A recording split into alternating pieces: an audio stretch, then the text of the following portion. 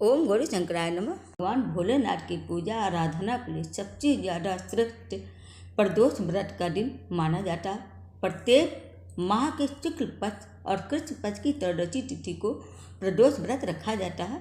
शनिवार के दिन जब प्रदोष व्रत पड़ता है तो उसको शनि प्रदोष कहा जाता है। ज्येष्ठ मास के कृष्ण पक्ष का प्रदोष व्रत इस साल 24 मई दिन शनिवार को पड़ रही है।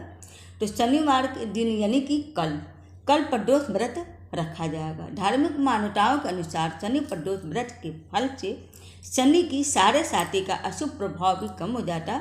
इसी दिन भगवान भोलेनाथ के साथ शनि देव की पूजा करने का विशेष महत्व है। ऐसा कहा जाता है कि शनि प्रदोष व्रत रखने से जातक की हर तरह की मनोकामनाएं पूरी होती है।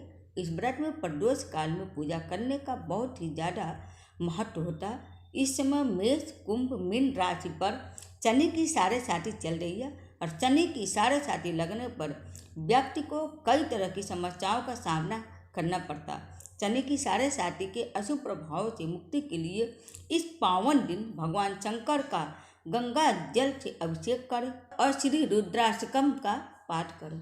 श्री रुद्राष्टकम का पाठ करने से भगवान शंकर की विशेष कृपा प्राप्त होती है। आप रोजाना भी श्री रुद्राष्टकम का पाठ कर सकते हैं।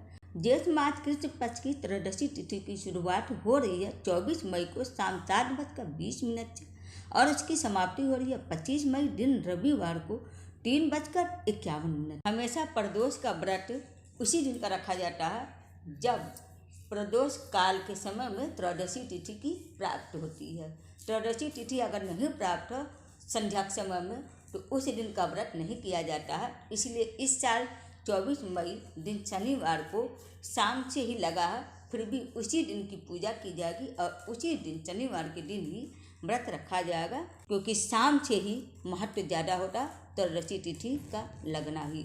तो शनिवार के दिन आप लोग भोलेनाथ की पूजा के साथ साथ शनि देव का भी पूजा आप लोग जरूर कर लीजिएगा। तो उस दिन भोलेनाथ की पूजा के लिए आप लोग सुबह जल्दी उठिए, स्नान वगैरह करके साफ वस्त्र पहनकर सूर्य भगवान जी को अर्घ्य दीजिए, व्रत का संकल्प ले लीजिए। उसके बाद आप पूजा भगवान भोलेनाथ माँ पार्वती का कर लीजिए, मंदिर में भी जाप कर लीजिए। शाम को आप प्रदोष काल के समय में शिव परिवार की पूरा शिवलिंग के साथ पूजा आप लोग जरूर कर लीजिएगा। गंगा जल, बेलपत्र, धतूरा, भान और फूल, ये सारे सामान आप लोग इकट्ठा कर लीजिएगा। देसी घी का दीपक जला लीजिएगा, धूप बत्ती ले लीजिएगा। उसके बाद आप पूजा कर लीजिए। भगवान भोलेनाथ के शिवलिंग को पंचामृत से स्नान करा दीजिए।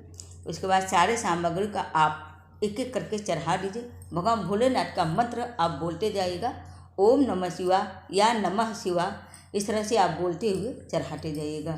लास्ट में आप आरती कर लीजिएगा, भोग लगा दीजिएगा। उसके बाद क्षमा याचना करके आप पूजा को संपन्न कर दीजिए।